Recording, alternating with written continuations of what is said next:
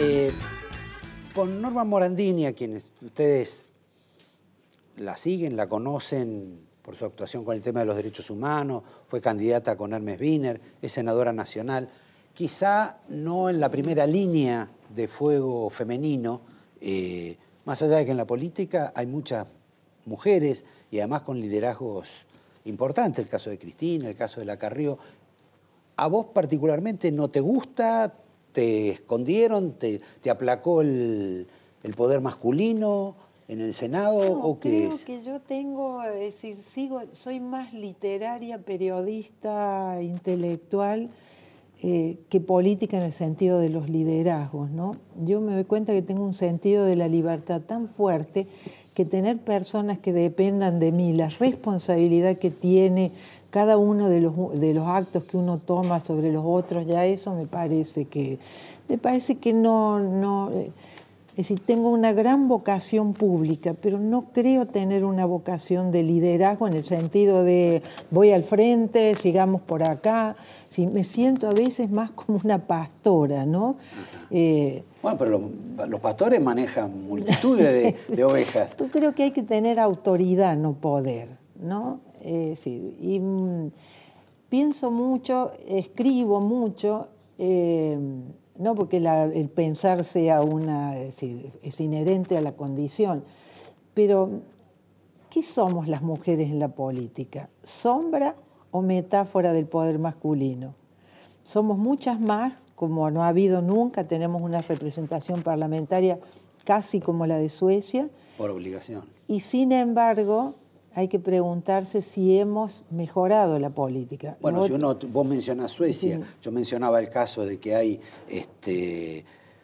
por cada senador hay 100 empleados en el Senado. En Suecia me parece que esa proporción ha cambiado mucho. Yo tengo 7. Bueno, cuando yo digo 100 no es que cada uno tenga 100, sino que... No, yo creo que es tremendo, porque cuando hablábamos del gasto público, y además yo uso una frase de Cicerón que decía, los senadores son buena gente, el Senado es una mala bestia. Y yo siempre me pregunto en qué momento la buena gente nos podemos convertir en la mala bestia. Y yo creo que el sistema del Senado, no es solo el Senado. Primero hay que saber cuál es la función de los legisladores, porque si ignoramos la función, ¿por qué vamos a pedir qué perfil de idoneidad tienen que tener los legisladores? ¿Qué función cumple el Congreso en un sistema democrático? Ahora, me parece que no hemos superado el clientelismo, el trueque, ¿qué me das, qué te doy? Me parece que la política, que nació muerta después de la dictadura, yo creo que el gran cadáver que deja la dictadura es la política, porque cuando se mata a la gente, se la persigue, va al exilio, no se garantizan derechos, es que se ha matado la política.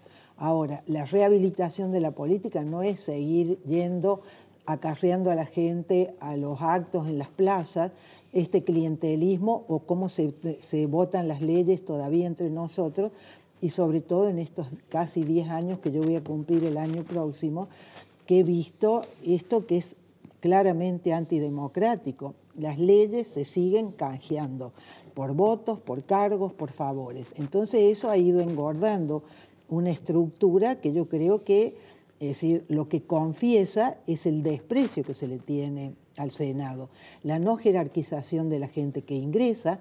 Hay que ver quiénes son los que ingresan, hay que ver si se hacen concursos para ingresar. ¿Alguno te diría, Norma, que un para Senado... la política es ingenua esto que estoy diciendo. Y además un Senado presidido de pronto por una circunstancia especial, con una persona altamente cuestionada y procesada, como el caso de Vudú, inhabilita muchísimo más a todos los demás. ¿Cómo no va a inhabilitar? Yo ahora uso un ejemplo muy sencillo. Usted no mandaría a sus hijos a un colegio donde el director está sospechado de abuso de menores. Tampoco iría a un sanatorio o a una clínica o un hospital donde el director está procesado o sospechado de mala praxis.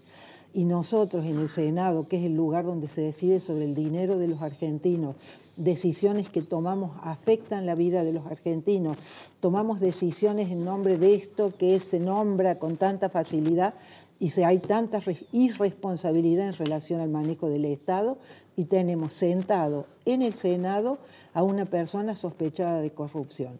Y además diciéndole a la gente una mentira.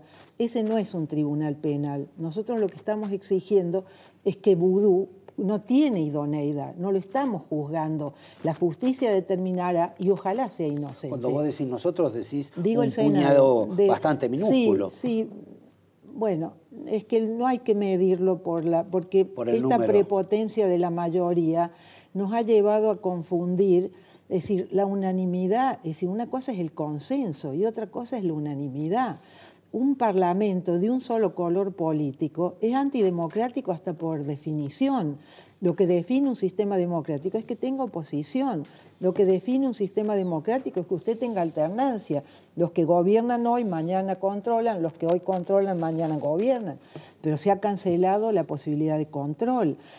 Cuando Kicillof hace esta confesión de por la boca muere el pez, que vamos a hacer una escribanía de Griesa, entonces quiere decir que está bien cuando se es escribanía del gobierno. Ahora, perdón, no cuando en ese caso, también una mujer lo podía haber hecho, porque de pronto podría ir a una Barrio Nuevo y darle un cachetazo. La verdad que si yo fuera del Frente para la Victoria, lo increparía a Kicillof, porque ha desnaturalizado, ha ofendido a quienes se sientan al lado mío todos los días. Se ofenden las palabras, pero estamos siendo ofendidos ya hace mucho tiempo.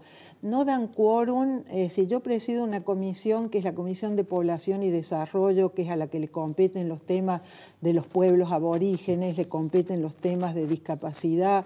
Bueno, sin embargo, es una comisión, yo hago muchísima actividad extraparlamentaria, como la que voy a hacer mañana sobre la consulta popular, la obligación de consultar siempre a los pueblos aborígenes cuando se toman decisiones que les afecten. Su tierra, la minería, el petróleo. No hay actividad. Si vemos cómo funciona el Parlamento, han funcionado la mayoría cuando vienen proyectos del Ejecutivo. Nuestros proyectos no se tratan. Entonces, en cuanto tenemos todo este desprecio por los gastos del Senado, más un Ejecutivo que se ha hecho poderoso porque ha debilitado al Parlamento y ha subordinado a la justicia, lo que estamos cancelando es la mediación de la política que tiene que haber en una democracia. Si a eso usted le agrega la deslegitimación que tiene la prensa en este gobierno, desde el inicio, yo me acuerdo que me senté como diputada, mi primer proyecto de pedido de informe al entonces jefe de gabinete, Alberto Fernández, le pregunté por qué él había confesado de que iba a hacer comunicación directa. La comunicación directa no es democrático, por eso son los medios los que median entre el ciudadano y la información del Estado. A propósito de eso, y que era una de las razones por las cuales te había invitado al programa, vos rescataste un poema de Mayakovsky, que es medio parecido a uno de Brecht, que me gustaría que brevemente lo señalaras. Sí, es un hermoso poema de Mayakovsky que dice: la primera noche se acercan, roban una flor y no decimos nada. La segunda noche ya no se esconden, pisan las flores, matan nuestro perro y no decimos nada. La tercera noche, el más débil de todos ellos entra solo a nuestra casa, nos roba la luna y nos arranca la voz de la garganta. Como no dijimos nada, no podemos decir nada. Eso está claro, pero vos le agregaste ahí toda una suerte. No, yo no le agregué. No. Vos escribiste una... Le agregué, es muy impresionante. No, pero la gente no sabe que vos estableciste una serie... Sí, quiero contar eso porque yo escribí eso en marzo del 2011, cuando Moyano entonces con sus camiones bloqueó la salida de los diarios de Clarín y La Nación. Y a raíz de eso, yo escribí que siempre que pasaban estas cosas y nadie decía nada, porque no, que va a ser empleado de Clarín o no, yo soy periodista, he defendido siempre la libertad de prensa, mi compromiso es con la libertad, el insumo de la prensa no es el papel, es la libertad. Y me acuerdo que escribí ese artículo diciendo que cada vez que veía estas cosas me acordaba del poema de Mayakovsky. Y fui recordando todas las cosas con las que fuimos naturalizando y no dijimos nada. En materia, sobre todo, de libertad de prensa. En materia de libertad de prensa. Pero lo curioso de eso es que... Lo curioso fue que la gente ha ido agregando y le agregan una cantidad de cosas que yo no tengo nada que ver. Es decir, claro, tampoco puedo decir yo no he sido. Es impresionante porque parece que cada tanto se reactiva y empieza a circular por alguna cosa de la coyuntura y el poema de la nada sigue circulando. Porque asocio el poema de Mayakovsky con la nada de los jóvenes. Nada, decimos todo el tiempo, nada. Y se hablan de las cosas más terribles, nada. Entonces digo que se banaliza el mal, no distinguimos más lo que está bien o lo que está mal. ¿Qué quiere decir esto que la gente joven y los adultos a veces demagógicos, porque quieren parecer jóvenes, dicen nada? ¿Cómo nada? Es terrible lo que vivimos, es terrible lo que haces, es terrible la mentira, es terrible la... No es nada. Ahora, ya ves cómo soy más literaria que política. Sí, además... Me gusta mucho escribir y tengo un lugar privilegiado de mirada. Es decir, yo estoy entrenada en mirar. El periodismo enseña a mirar. Sobre todo en la mirada. Sobre todo en la mirada. Y espero... Si no me destaqué como una líder que pueda decir... Bueno, la líder es como Carrió o como Cristina, eso. Claro, pero hay que asumirse líder. Yo, a mí que prefiero la autoridad al poder, ¿no? Y creo que mi contribución, lo que me obsesiona, pues, por lo que yo llegué a la política. Yo pertenezco a una parte de la familia del dolor de este país. Pertenezco a una generación que un día confío que vamos a ser honestos y poder entender qué hicimos con nuestro país. Y ahí sí hay otro poema de Bertolt Brecht que le escribe a los jóvenes, a las generaciones futuras, y les dice: cuando nos juzguen, tengan clemencia, pero recuerden de lo que se salvaron. Entonces yo pertenezco a esa generación de la que yo me siento responsable, que fue la que de alguna manera antecedió a la tragedia que vino después.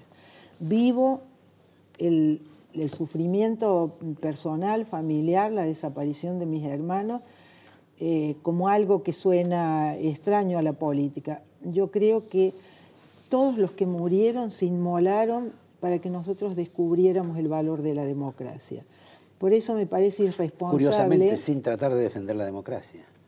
Bueno, porque los derechos humanos tienen que conjugar con la paz y con la ciudadanía. No se pueden invocar los derechos humanos y querer matar al compatriota o gritar viva la patria y querer aniquilar al compatriota. Yo hablo de perdón, escribí este libro hace 12 años atrás. Ajá. Ninguna editorial quiso publicar, se publicó después de 10 años. No existían los Kirchner cuando yo escribí ese libro. Tengo que explicar siempre... Lo único que no tiene perdón es el crimen. Yo no soy tan soberbia de conceder perdón a nadie, pero creo que nos tenemos que perdonar a nosotros mismos. Yo tengo que perdonarme... También a los chicos que decimos que son la nada. Sí, hay indulgencia más que perdón a uno mismo. Yo, por suerte, los años me han enseñado, uno no tiene que andar juzgando tanto a otros. Entonces, cuando no juzga tanto, no tiene que perdonar a nadie, tiene que comprender, tiene que ser piadoso, aunque sean todas palabras que ya ves no suenan en la política.